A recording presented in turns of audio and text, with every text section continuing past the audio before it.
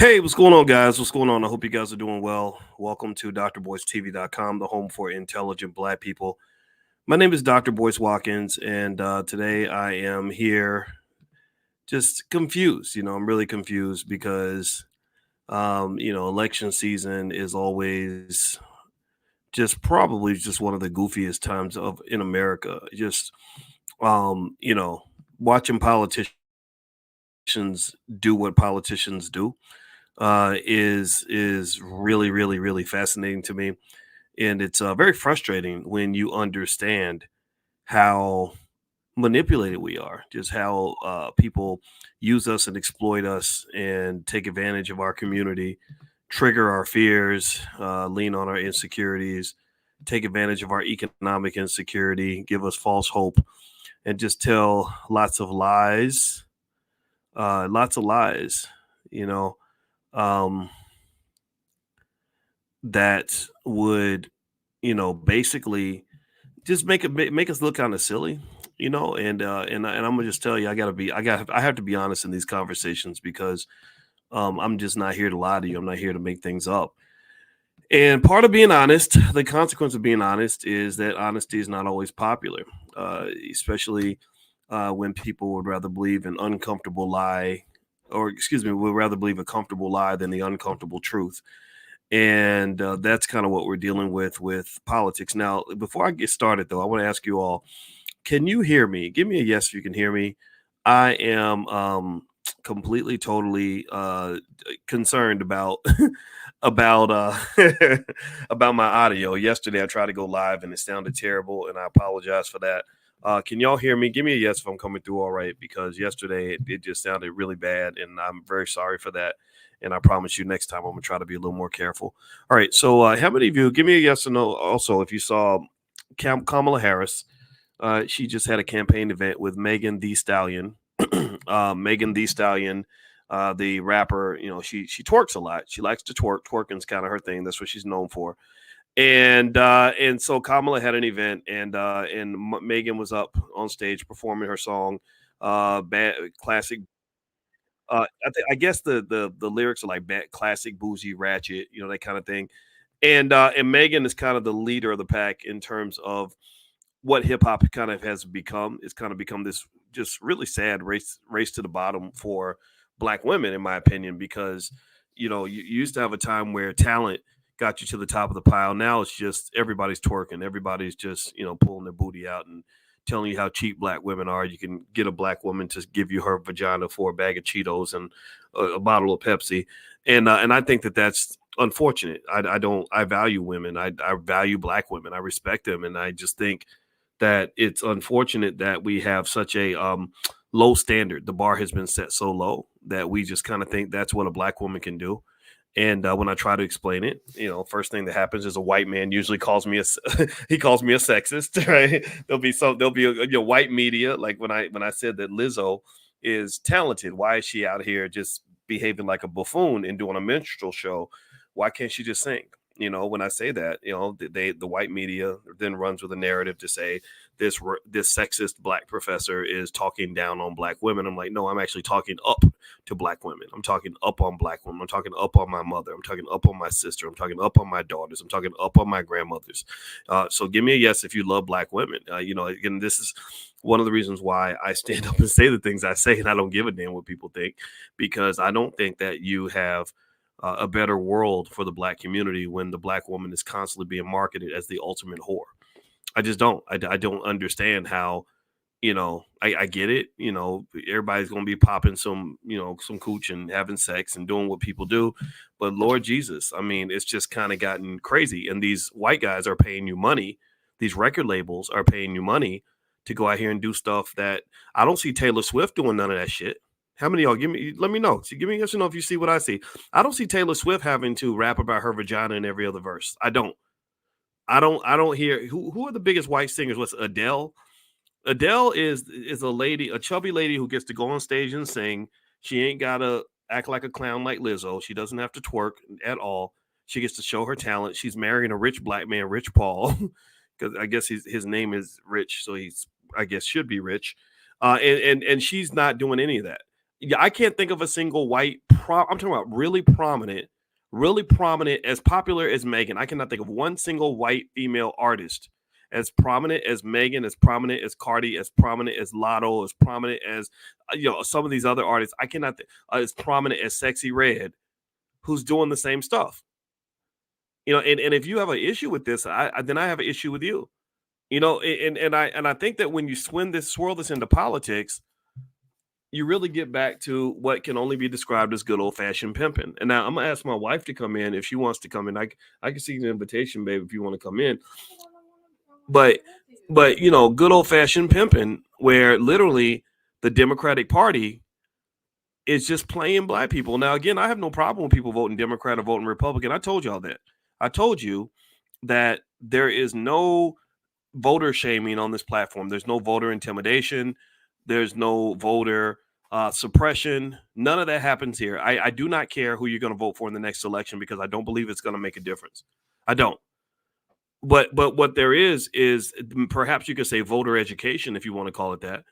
I also believe that that these false narratives that they are pushing, like if you're not a Democrat, then that means you're a Republican. That's all fraud. That's fraudulent. That's a fraudulent argument. That is a harmful, oppressive argument. That is limiting on your freedoms as a black person when they say things like that to you. I think that they are pimping you. I really do. So I don't have a problem with someone voting Democrat or Republican. What I have a problem with is the process. I don't have a problem with you supporting Kamala. I think that you should support her. I respect her so much that I'm going to properly pronounce her name. What I have a problem is with the way that they're getting your vote. I don't have a problem with the decision that you're making. It's your right, your choice. Do whatever you want to do. What I have a problem with is the fact that they think that the only way to get black people to do anything is fried chicken, watermelon, and booty twerking. That's what I have a problem with. And I'm gonna tell you, thank you, Barbara Johnson. You're right. You don't see Taylor Swift doing this stuff on stage. You don't see Adele doing this stuff on stage. You don't see Celine Dion doing this stuff on stage. But when you look at the most prominent black female artists in the country, the ones that are on Shade Room every single day, all you see is cheeks clapping. Clap, clap. Just constant cheeks clapping. And what they're really doing is they're marketing to you that the black female as a complete hooker. And then you get upset when they assume that you're a hooker. Because they're like, oh, you're a black woman. That's what black women do. Or you look at the Olympics and you look at how many black men are being marketed as clowns and buffoons. You got Snoop Dogg, clown, yup, Flavor Flav. And then you got Keenan from SNL and Kevin Hart. So the black man is a clown. The black woman is seen as the hoe. That's the stereotype. And this is what they promote all around the world. And then you think these people are your friends. Let me just say this before I get too riled up. A lot of y'all, when I tell you that I'm not voting for either party, and I get attacked by people who are trying to suppress my vote, which, by the way, it's not working. DL Hughley, it's not working. You called me the other day and you acted like an asshole. It ain't working. So come get me. It ain't working. Seriously, it ain't working. Now, when I talk to people who give me a hard time because I bring these points up, and then they start screaming all the typical fear-mongering points, the trauma triggers that they typically use. It's Project 2025. Oh my God, have you seen Project 2025? And I hear you, I get it. Just like when Diddy was running around saying vote or die. When Diddy was saying vote or die, it was the same thing. Vote or die. If you don't vote, you're gonna be dead. Just how disrespectful is that for somebody to tell you, if you want me to vote, just ask me to vote. But think about this. Imagine if I had a product and I was trying to sell you a product, some health food, and I say, eat this or you're gonna die. And then you say, well, I don't want to buy your food. But well, then you're gonna be dead. And then when you die, you're gonna be sorry. That's not right. That's not fair. That's ridiculous. That's ignorant. That's crazy. That's just pathetic. So when people pull up things like Project 2025, I got some bad news for y'all about Project 2025. If you don't know, how many of you, give me a yes or no if you've heard about Project 2025. Tell me if you've heard about this. This is the rallying cry. This is the new dog whistle. Every election, I promise you, every election, go back to every election, there's always going to be a dog whistle. This year's dog whistle, and they're going to have another one in 4 years, I promise, This year's dog whistle is Project 2025. Before it was like Vote or Die. Before it was something else. I got to go look it up. So here's the thing about Project 2025 that's interesting to me. Now, Project 2025, I don't agree with a lot of the policies on there. I think a lot of them are very extreme. Um, I, I was curious as to why, if it was so important for the Republicans to do this, why they didn't do it the first 4 years that they controlled the White House. They had 4 years to do it. They didn't do it, but whatever. Maybe they were just saying, well, we're not going to do it our first term. We're going to really go get them the second term. First term, we're going to be nice just to make them think we nice. And then then the second term, that's when we're going to hit them with it. Okay, fine. All right, fine, whatever. But here's the thing about Project 2025, and this is bad news for Black people. The bad news for you as Black people when it comes to Project 2025 is that Project 2025 is almost irrelevant for you for one simple reason, in my view. Project 2025 is allegedly a plan that the conservatives have to kill democracy, to destroy people's rights, and to ruin your life, right? Okay, fine. Here's the problem for Black people. Project 2025 is the least of your worries. Project 2025, you need to think about Project 1985. Project 1985 already succeeded on your Black ass. They don't need to have a plan to come conquer you. They've already done it. They don't need a plan to destroy your life. They already did it. Has anybody ever heard of the war on drugs? Give me a yes if you heard of the war on drugs. That was the original Project 2025. Give me a yes if you heard of the crack epidemic where the CIA put crack in Black communities. Let's call that Project 1985. Anybody heard about that one? The show Snowfall. Anybody ever heard of Project 100,000 in the Vietnam War? The Vietnam War had Project 100,000, where their goal was to send as many Black men as possible into infantry so that you would end up dead.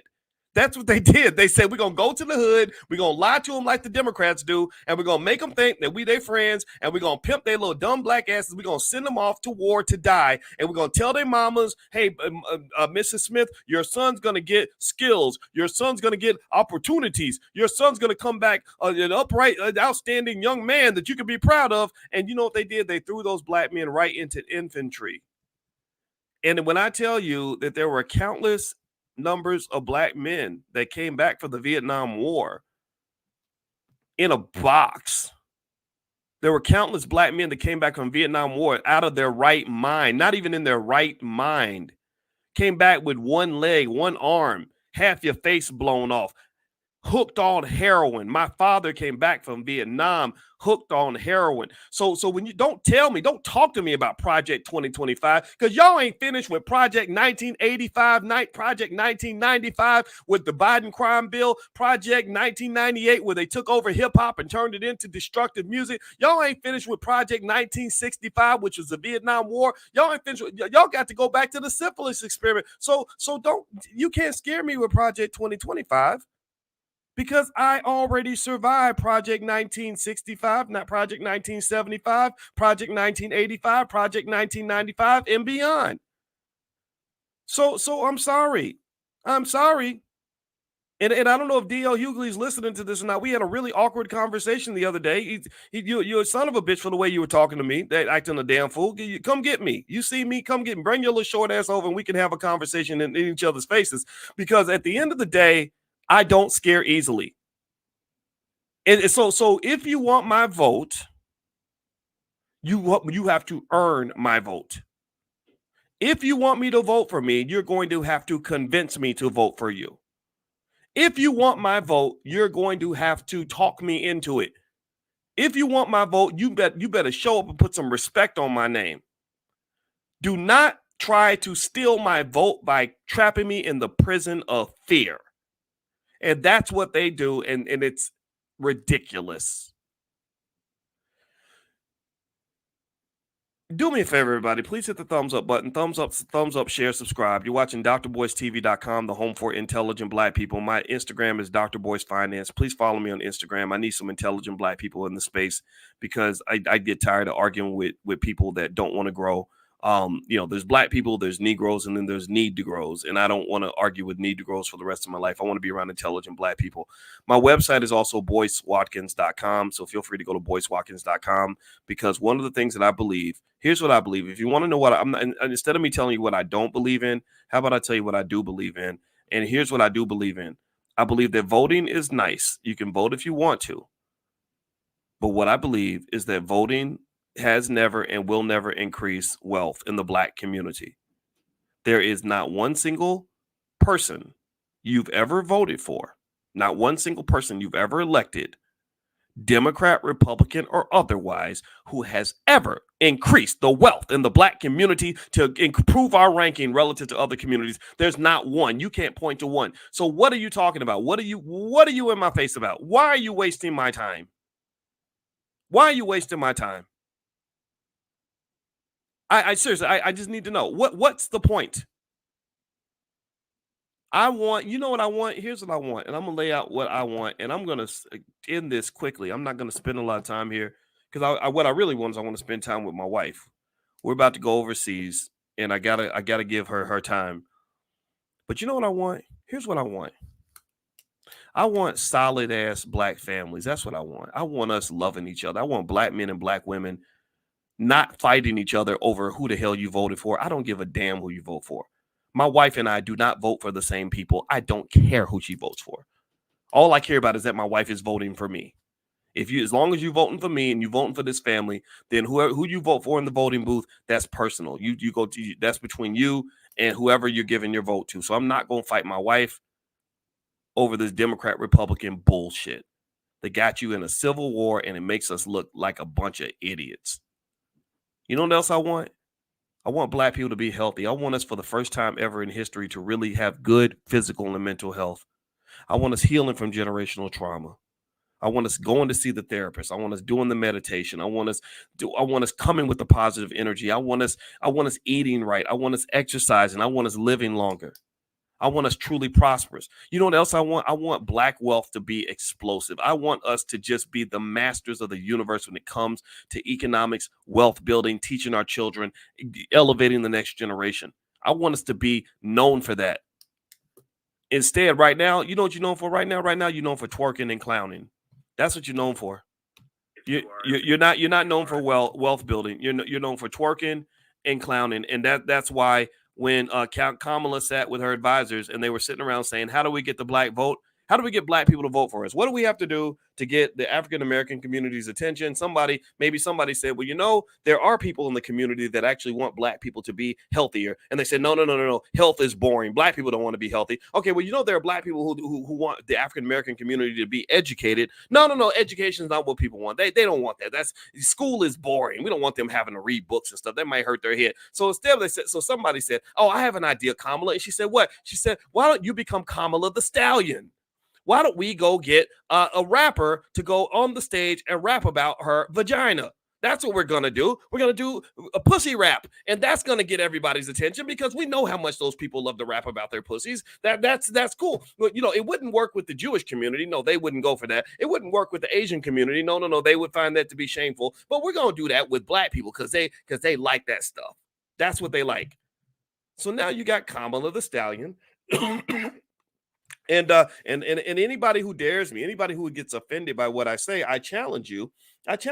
Show me one example where they are approaching any other community and putting an entertainer on stage and having that entertainer rap about their vagina in front of a big audience to get votes from those people. You cannot find any other community where this protocol applies. This is the Negro protocol. That's what this is. That's what you're seeing right now. And also, this fits the stereotypes. Unfortunately, we talk all day about fighting racism. You're not fighting racism when you're supporting stereotypes. When you promote the stereotypes, the four major stereotypes of the black female, right? Write these down. This is historical documentation. The four major stereotypes. My wife did a whole lecture on this. My wife is a professor. The four stereotypes of the black female are the mammy, like the angel mama type. Oprah Winfrey fits the mammy stereotype. The Jezebel, which is kind of the Megan the Stallion, right? Just kind of like I'll sell you my vagina for 10 cookies and a bag of Doritos.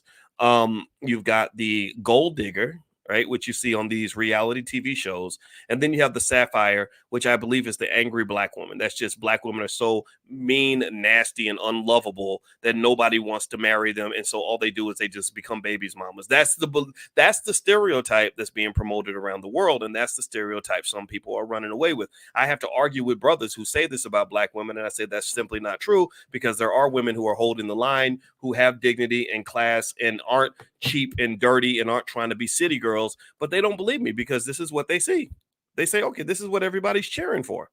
And it's true on the male side as well. If you look at the Olympics, I dare you to pay attention to the Olympics. You got one guy up there who's black, Mike Tirico, who's been holding it down real well, very intelligent, smart guy. He's a Syracuse guy. I used to be on the faculty at Syracuse. I like Mike Tirico, no issues with him at all. But then after that, you got Snoop D-O-double-G, who's unfortunately become kind of this old lovable clown. Who goes out with Flavor Flav, who's definitely been a clown for a long time.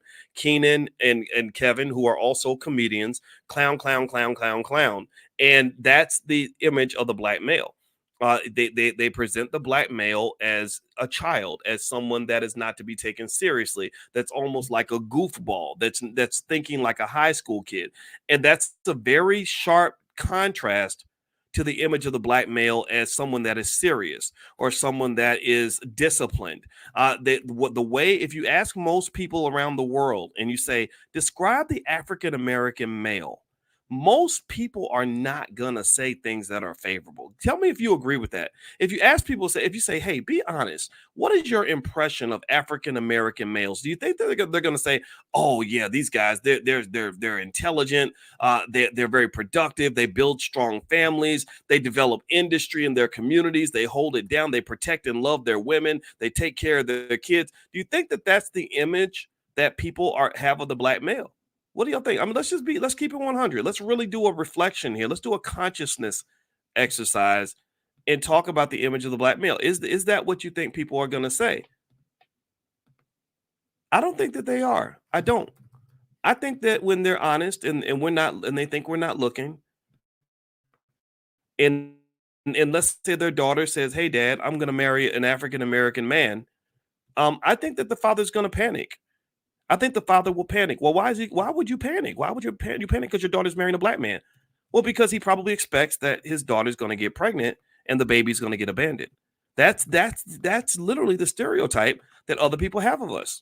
That we are goofball clowns that don't take anything seriously, that we're not intelligent, that we're not disciplined, and that we don't believe in anything other than making a couple dollars, and having fun, smoking weed, and having sex and all this other stuff. It's kind of that buffoonish, clownish, step and fetch it imagery that is thrust to people around the world. And then you wonder why nobody cares when a black man gets shot, or then you wonder why nobody cares when a black man can't get a job. Then you wonder why nobody cares when black men are marginalized from society. See, what y'all got to understand is that with stereotypes, we contribute heavily to the promotion of our own stereotypes because they pay us to do that. This is where money comes into play. I'm a finance guy. I'm a finance professor. My PhD is in money, and I understand the power of money very well. And one of the things that money does is money drives you to sell yourself out. People will sell their souls for money. People will think that because they're getting money that everything is okay, and it's not okay. So as we circle back and we talk about this interesting relationship between the Democratic Party and the black community, I would say this. I want to make this 100% clear. I am not one to tell you that you can't vote for whoever you want to vote for. I am not one to tell you that. I don't do that on this platform. What I am saying is that they need to stop with the intimidation tactics. They need to stop with the scare tactics. They need to stop telling you that if you don't vote for me, then you ain't black. They need to stop telling you that if you don't vote for us, you're gonna die. In fact, let me lay something out. I said this on my Twitter. My Twitter is Dr. Boyce Watkins 1, Dr. Boyce Watkins and the number 1. Feel free to follow. Please follow. I'm actually begging you to follow me on Twitter because I like having intelligent people on my Twitter feed. I get tired of just I'm not gonna. Some people I just won't even debate with. I just won't because if you come with stupid energy, I ain't got time for you. So I'd rather have intelligent people around that will explore new ideas. But let me lay something out. I mentioned this on Twitter. No black person has ever voted for a Democrat. No African American in history has ever voted for a Democrat.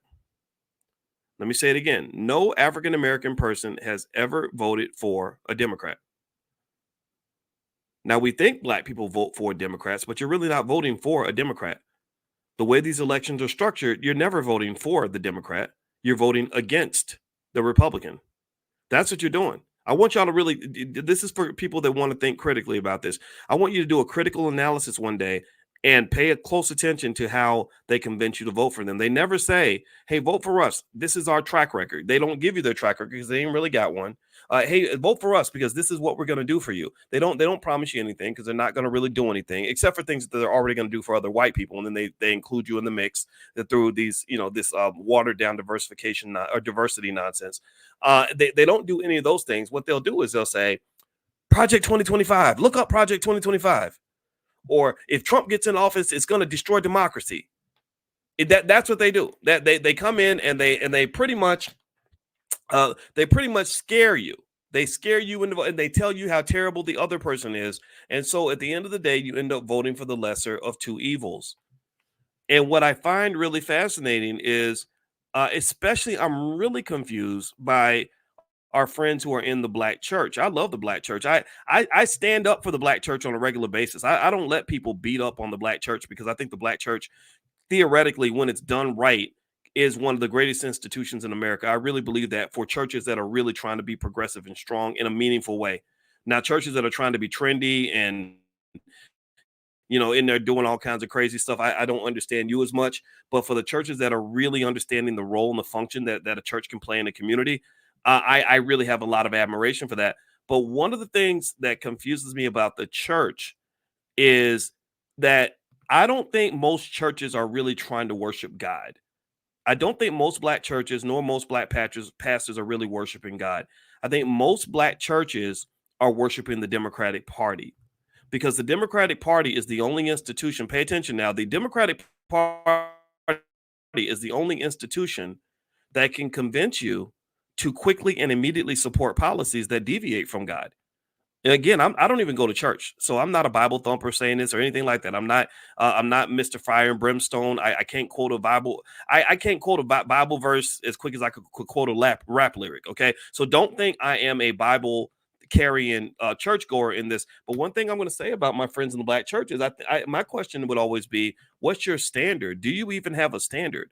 Because there are people who say, well, the Bible talks about some of this stuff. When you bring up, say, LGBT, there are people who say, well, the Bible actually addresses this issue on multiple occasions. But then because the Democratic Party says it's okay, your pastor is telling you, no, we still got to vote for this person, despite the fact that it deviates from the Bible. And then you go into other areas, whether maybe you talk about something like, pro-choice versus pro-life, right? The right to choose. Well, there are people who say, well, the Bible has, 10 commandments, do not kill, all that. And I'm not saying that you can't vote how you want. I understand it's complicated, right? There are complex reasons why we make the choices we make. But what I find so fascinating is how some of my friends who go to church every Sunday will instantly sprint away from the Bible so they can run with the Democrats. So in some of our churches, not all of them, but in some of our churches, they need to take Jesus off the wall. They need to take down all references to God and just replace the word God with Democrat. Just replace the picture of Jesus with the picture of Joe Biden or Kamala or something like that, or Barack. I saw a lady who literally told me she was going to take her picture of Barack and put it next to her picture of Jesus, because that's what it is. That's what's very confusing to me. And what I don't understand, here's what I have an issue with. I don't have an issue with my friends in the church who vote for the Democrats. I understand why you do that. What I have an issue with is why you don't understand why someone else sitting next to you in church might say, I want to be a Republican, or I want to be independent. I see, that's my thing. It's not about what you do. I don't have a problem with what you do. Give me a yes if you understand. I'm not here to judge anybody's choice. Can we agree on that? Because I want to make sure I make this point clear, because it gets misinterpreted all the time. People run around. Dr. Boyce is telling everybody to become Republicans. Dr. Boyce is telling people not to vote. Give me a yes if you understand that I'm doing neither one of these things right now. Give me a yes if we can agree. And we don't agree, then I can keep on hammering my point home. I want to make sure that's clear. Okay. What I'm saying is, I don't have an issue with the choice you make. I have an issue with your issue with the choices that other people make. I don't have an issue with the fact that you're choosing to go and follow along with whatever Kamala or Biden tells you to do. I understand why. I get it. What I have a problem with is when you turn to your cousin who says, "Nah, you know what? I want to be a Republican," and you want to call him a sellout or a race traitor when literally that is the pot calling the kettle black. I mean, if he wanted to turn around and call you a race traitor for riding Joe Biden's testicles and being up a Democrat's butt your whole entire life without asking any questions, he could do the same thing, but he's not doing that to you. So here's what I'm saying to you, and this is a simple idea, and I think we can agree on this point. You cannot debate me on this point. You know what? I want black people to just be free. That's it. I just want you to be free. I want you to be able to make whatever choice you make without anybody persecuting you for the decision that you make. So when I talk to my Democratic Party friends, I hear exactly what they're saying. I listen to them carefully. They tell me that they believe in the right to choose. I say, okay, that's your right. And then they tell me how they feel about Kamala being elected and how proud they are to see a woman of color in the White House. She's black. She's not African American, but she is black. So whatever. She's not, but she's not African American, like descendant of slavery African American. Those are two different things. But she is somebody you can relate to because she went to Howard. She knows how to. She was in the step shows and all that. So she understands something about our culture. I get all that. I understand all that. What I also hear from my conservative friends is I hear my conservative friends who say, I'm not down for all this LGBT stuff because I believe in the Bible, and the Bible tells me that there are boundaries on behavior, that this is not something that's acceptable. I say, okay, I hear that. And then they'll say, well, and then also abortion. Like I talked to my friend Angela Stanton King, who runs Angie's House. Shout out to Angie's House. I hope y'all look it up and make a donation, because what Angela Stanton King does that I admire and respect immensely is she doesn't just tell you to be pro-life. She actually supports women when they give birth to little babies. She gives them a place to live. And I make donations regularly. Every month I make a donation to Angie's House because in my head, I feel like I am one of those little children. I am one of those little big head boys walking around here 2-3 years old with a single mama or whatever. That was me. So I make donations because I respect what she's doing. Half y'all talk a lot of shit, but don't do anything. Don't support anything. Don't put any work in. Don't do anything for the community. But you got everything to say about what somebody else is and they ain't doing. And then also what is really fascinating to me is with all the priority we put on these elections, I simply do not understand why it becomes more important than what's happening in your own community. So one thing I'm gonna tell you straight up, point blank, period. I'm gonna reiterate this point to the day I die, is that I am not a Democrat.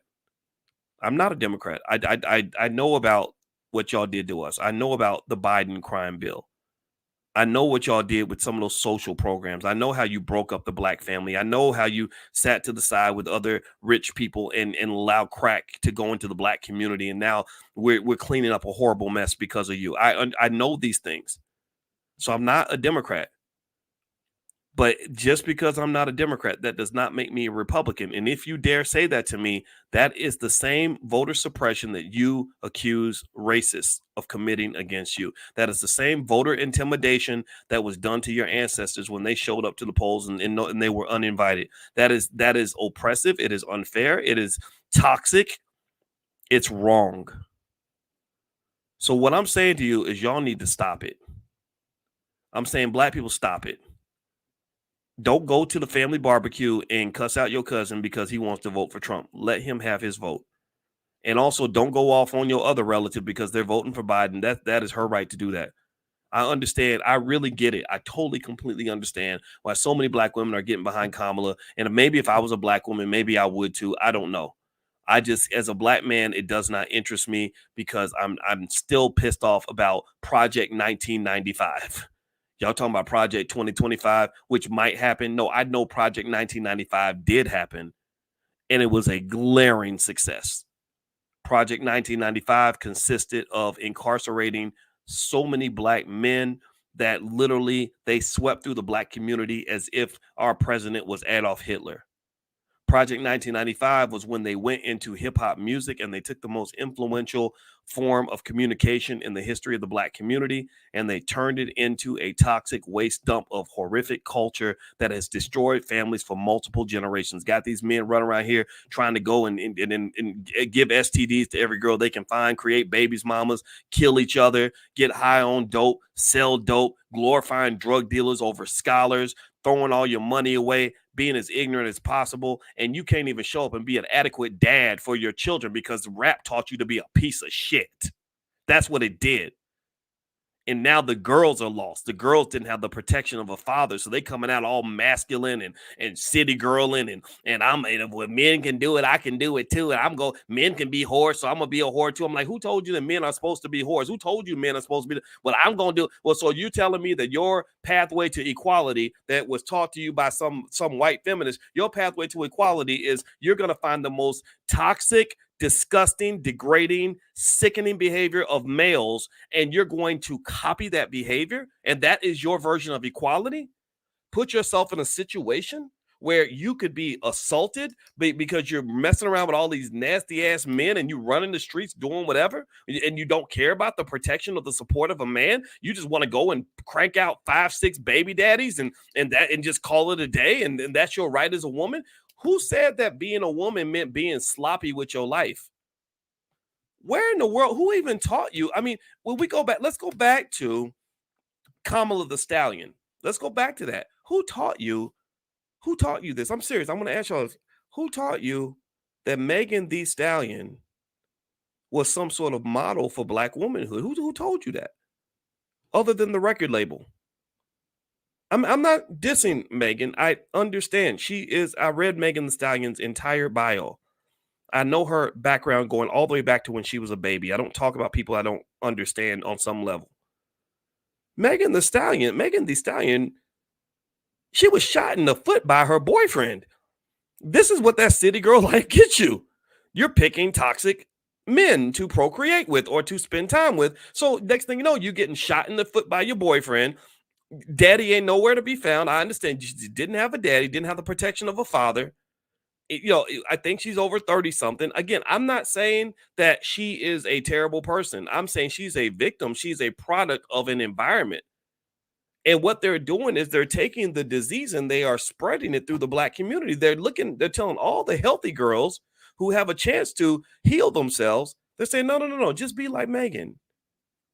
That's what you want to be. And I feel bad for them because the first thing I got to hear as a Black man who's trying to do right in my life, first thing I got to hear is from the women who go into these situations that Megan put herself into. They get shot in the foot by their boyfriend. They say, look at what Black men are doing to us. Black men are shooting us in the foot. Black men are beating us up. And I'm like, Black men aren't doing that. Tory Lanez did that to you. He shot you in the foot because Tory's a dumb, drunk asshole who had too much to drink that night. And y'all were out here getting involved in this culture that is promoted to you through hip hop that I've been telling you is unhealthy. I've been telling you that going out getting drunk and high every night is going to lead to nothing but death and chaos in your life. I've been telling you this.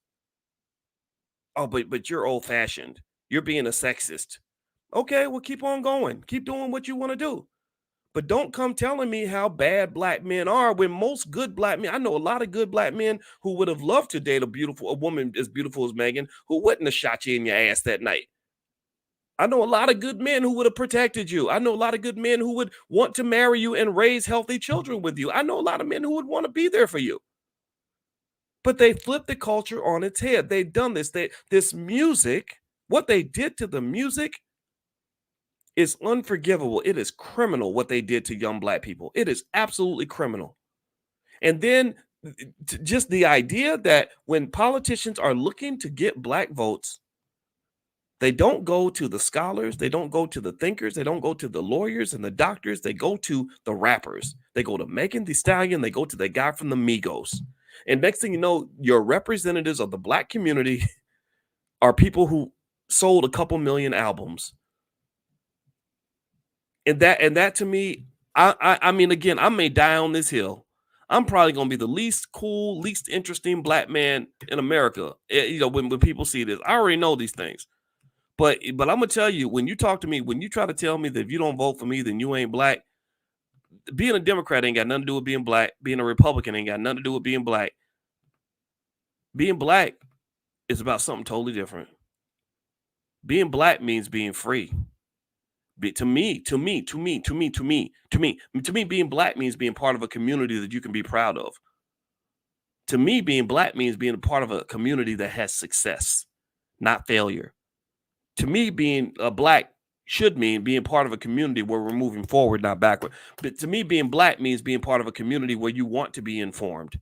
You want to be intelligent. You want to grow. You want to have self-defense. You want to have self-awareness. You want to have self-determination. That's what being black means to me. Ain't nothing about twerking that says anything about being black. Ain't nothing about voting for a Democrat or Republican that says anything about being black. Because here's the deal. And I'm going to end on this final point. As much as you try to scare me with Project 2025, I'm afraid, dear black people, that you don't have to. The Project 2025 is the least of your worries. Shit, they got your ass with Project 1985. You ain't recovered from Project 1965. So how you gonna scare me with Project 2025? Project 1965 was the Vietnam War that destroyed your grandfather. That broke down your family 2 generations ago and created multiple generations of babies, mamas, and welfare and chaos. They got you with Project 1985 when the CIA put so much cocaine in the black community that we learned to glorify drug dealers over scholars. Project 1995 was when Joe Biden came along and tried to pretend to be the person cleaning up a problem he helped to create and went in and spent $10 billion putting 100,000 cops on the street and then went around and arrested so many black men that it literally wasn't a genetic annihilation of the entire black community. Project 1998 was when they went in and said, let's put some poison into hip hop music so we can train black boys for generations to want to destroy themselves and black women to hate themselves. That's what they did. So stop talking to me about Project 2025 because you ain't even done cleaning up from Project 1995. That's all I got to say. I don't have anything else to say. If you understand if you disagree with me, then that's fine. That is your right. I respect that. If you hear what I'm saying, then I welcome you to keep coming back. And actually, one thing we're doing in the Black Business School, which is a Black-owned institution, it's not funded by corporations or the government or anybody, is we're going to do an investors competition. We're calling this the Black Investors Cup. And the Black Investors Cup starts on August 19th. And it's going to be, there is an entry fee, but we're going to waive the fee for anybody who joins my free Money in the Morning financial consciousness training. I have a PhD in finance. Very few people on earth have a PhD in finance. And what I do is every single day at 10 a.m. Eastern, I speak to black people or people who want to listen about black economics. Some of the people may not even be black. I don't know. There's probably some white people in there too. And they're welcome as well because we don't hate anybody. We just love ourselves. So if you want to join the Black Investors Cup and be a part of Money in the Morning, our financial consciousness training, where I give you the art of economic elevation for free. We break the game down for free. Just pull out your phone and text the word morning, MORNING, to 87948. Text morning to 87948. We're going to meet tomorrow morning. I will send you an invitation tomorrow. Also, this podcast is on Spotify. So if you look up Boyce Watkins on Spotify, you'll find me there as well. And is the discount automatic? Ask Khalid. Yeah, it's going to be automatic. We're going to give you a code in about 2 days. I'm going to send you the link to join the Black Investors Championships. And when you get that link, you will be given a code which will give you a 100% discount on the entry fee. We start August 19th. We will give everybody $50,000 in investment capital, and you will be able to buy stocks. And in 6 weeks, whoever makes the most money wins. It's very straightforward, very direct. Because one of the things that I believe, and this is important, I want to make sure I do this so you don't think I'm just sitting around complaining about what other people are and are not doing. One of the things I really believe is that black wealth is black power. Wealth is the kind of thing that means that a black person will do well under a Democrat. A wealthy black person will do well under a Republican. Wealth is something that has never been impacted in a favorable way by any of these politicians. But wealth is the one thing such that if you master wealth in this generation, if you elevate yourself, if you elevate your children, if you make a plan for generational wealth, then you will do better, your children will do better, and that is without regard to whether a Democrat is in office or a Republican is in office. And this, to me, is the solution. If we had done this in 1965, I guarantee you that a lot of our problems would not exist today. If we had marched in the 1960s, instead of marching for the right to go eat at a white man's lunch counter, and instead marched for our money, if we had said, like Dr. King said right before he died, Dr. King was starting to figure out, but he was a young man. He was only 38. He was only 38. I'm 53. He was 15 years behind me. So he was figuring out at 38 things I was figuring out at 38. And if Dr. King had continued, Dr. King wouldn't have been marching for the chance to go sit at a white man's lunch counter. Dr. King would have been marching for the right for us to own a black man's lunch counter. He wouldn't be fighting for black jobs. He'd be fighting for black owned. He wouldn't be fighting to get black folks into somebody else's table. He'd be fighting for black people to build a table and own a table. That's the solution. That's what will get us what we want. And there ain't no politician who's ever delivered on this critical issue. And until one does in a significant way, I truly do not care who wins this election. And I'm sorry for those of you that are disappointed and sad that I'm not crying over Project 2025. But guess what? I'm sorry. Ladies, all y'all that love, you got your chucks and your pearls. My sister's an AKA. Love my little baby sister. Love my AKAs. Chucks and pearls all the way. God bless you. But one thing my little baby sister understands is that a man is not a woman. And I can't sit here in fear as a man. I cannot, my sister would not respect me if I behaved the way she behaved. I'm not going to be no AKA. I'm not going to have on my chucks and pearls.